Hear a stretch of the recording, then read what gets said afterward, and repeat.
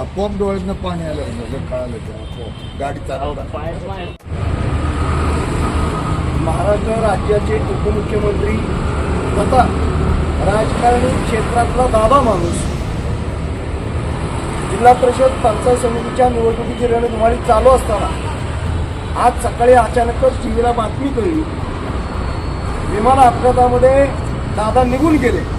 खरं म्हटलं तर हा अनपेक्षित धक्का फक्त राष्ट्रवादी काँग्रेस पार्टीच्या लोकांनाच नव्हे तर अवघ्या महाराष्ट्रातल्या तमाम जनतेला हा फार मोठा धक्का बसलेला आहे. कारण दादा एकमेव राजकारणातला माणूस असा होता की दादाची दादागिरी अवघ्या महाराष्ट्राला बघितलेली आहे. कधीही कुठल्याही महापुरुषांच्या प्रती अवमानकारक कधीही दादाने वक्तव्य केलेलं तुम्ही आम्ही कधी ऐकलेलं नाही. राजकारणात दादा टीका टिप्पणी करत असतील, मात्र संविधान, महापुरुष, महामानव यांच्या प्रती दादाने नेहमीच आदरभाव बाळगलेला आहे. आणि असे दादा तुमच्या आमच्यातून अचानक निघून जाणं हा मनाला चटका लावून जाणार आहे.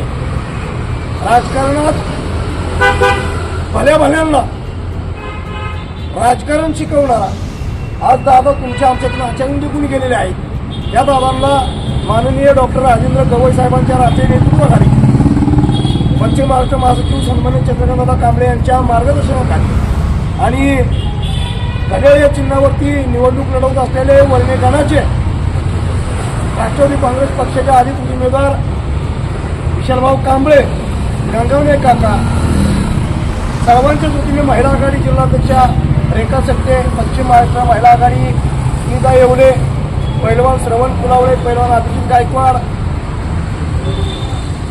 याच्यासोबतच या ठिकाणी दत्तात्रय सावंत आहेत.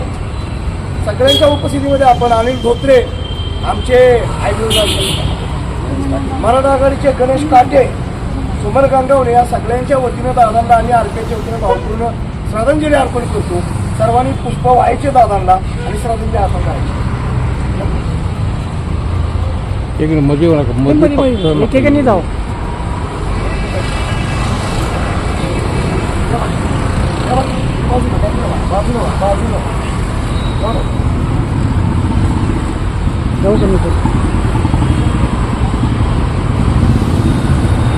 निघून गेले दादांना त्यांच्या आत्म्यास चिरशांती लाभो, भगवंताच्या चरणी त्यांना योग्य ते स्थान लाभो अशी भगवंताचरणी प्रार्थना करत असताना सर्वांनी 2 मिनिटं स्तब्ध उभं राहायचंय आणि दादांना श्रद्धांजली आदरांजली अर्पण करायचं आहे.